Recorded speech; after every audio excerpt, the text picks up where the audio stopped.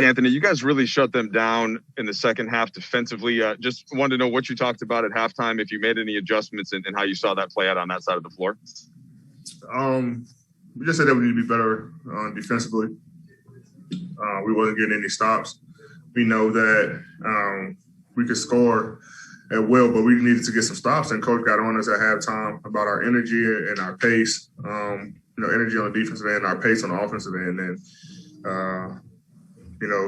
guys talked in the locker room, and we were able to come out in that third quarter and hold them to 17 points while playing, scoring 37 points. So our pace was really good coming out of halftime. Eddie, what'd you see from Schroeder? And I know we could focus in part on that play where he hit the floor twice with the dive, but just on both sides of the floor, what'd you see from Dennis tonight? He made some big shots. He made some big plays.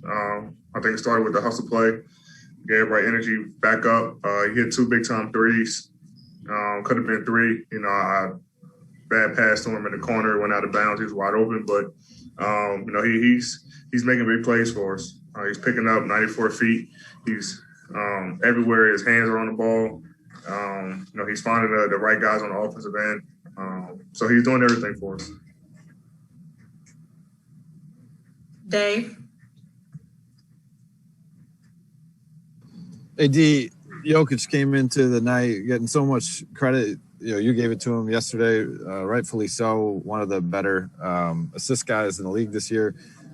In the context of that, what's it like seeing LeBron do his thing, particularly his passing tonight, some of the assists he was able to collect? Yeah, I mean, he's a great passer. He found some guys on some great passes tonight. Guys made shots for him. But he's always he's always looking to make the right pass and the right play. And, guys going to double team him, he's going to find the right guy. And if not, then he's going to score the basketball. So he made some good passes tonight, which he does every night. And, tonight we were able to knock down shots for him. Bill?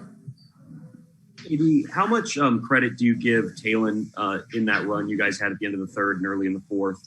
And then as a second to that, how has he earned the trust of this really veteran team? Yeah, man, a lot of credit goes to him. I mean, he came in doing good things defensively, scoring the basketball on the offensive end, making the right plays. And, we trust him. I know he's young, but he wants to be, in a game when it's crunch time. We can throw him in the game at any point and he's going to make plays for us. He's a young player who wants to learn, who wants to get better. And I think the only way you can do that is with experience. And, he goes in, he's not afraid of anyone, heart of a lion. He was on the championship team last year, so he know what it takes. And I think it was good for him just to be around, even though he didn't get that much playing time last year. But just being around it and knowing, being around, all the veterans and all the guys, he knows what we expect from him. And he comes to bring it every single night. Dan? Hey, Dave, when you say you guys talked at halftime and Frank got after you a little bit, is it how calm of a talk is that? Is it were guys pretty frustrated or was it kind of a calm and confident sort of locker room? No, coach jumped on us a little bit, like I said, about our energy. It wasn't good enough. We know coming back from a long trip, that first game is always tough, but we weren't trying to buy into it. And he didn't want us to buy into that. And like I said, he jumped on us about our energy, and our pace, energy on the defensive end, our pace on the offensive end. And he got after us. And it was right, it was right that he did that. It was well deserved because we were playing sloppy and not with a lot of energy. A lot of guys, including myself, had bad body language, frustrated about the game. And, we came in and we fixed it at halftime. Coach talked to us and we came out and played with a lot of energy. And you see we won a 37-17 run in the third. Last two, Kyle.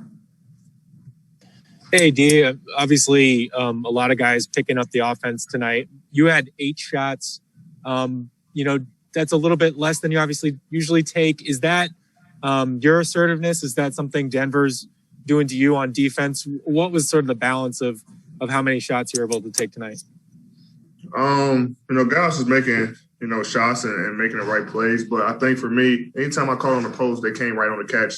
So it's my job to draw a double team. If I do that, then I did my job and kick it out to our guys. And, the shots I were able to get were, off a pick and roll. And even if I caught it in the middle of the floor, guys was coming to the ball, and I was kicking out to our shooters. But a lot of people have been talking about my offense and how this year has been a slow start and everything offensively. But I mean, I'm a two-way player. I don't rely on offense for me to have a great season. I'm doing everything I can on the defensive end, deflections tonight, block shots, rebounds, and things like that to help the team. So when you're a two-way player, you don't have to rely on one aspect of your game, which is scoring. I can help my team win on the defensive end and make shots when I need to. Last question, Anthony DeVille. Hey, D. Coming into a game like tonight against the Nuggets team you faced in the Western Conference Finals last year, do you look at stuff like the rankings, how they change back and forth? You guys are up at one, and then another day you guys might not be in the first. Does that give you guys kind of like bulletin board material coming into a regular season game against the team you faced in the West Finals last year and fire you up a little bit? I didn't hear the first part of the question. Sorry about that. Do you pay attention to the rankings, like how they kind of switch, go up and down a little bit? Does that fire you up, give you bulletin board material coming into a game against the team you faced in the finals, West Finals last year? Nah, not really. We just want to be a better home team.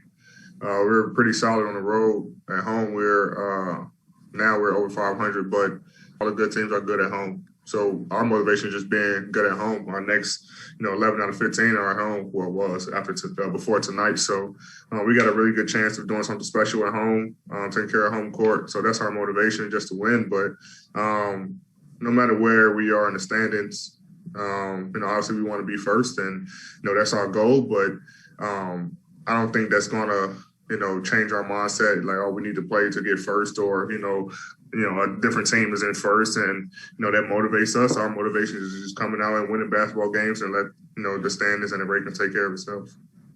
Thank you so much, AD. Yeah.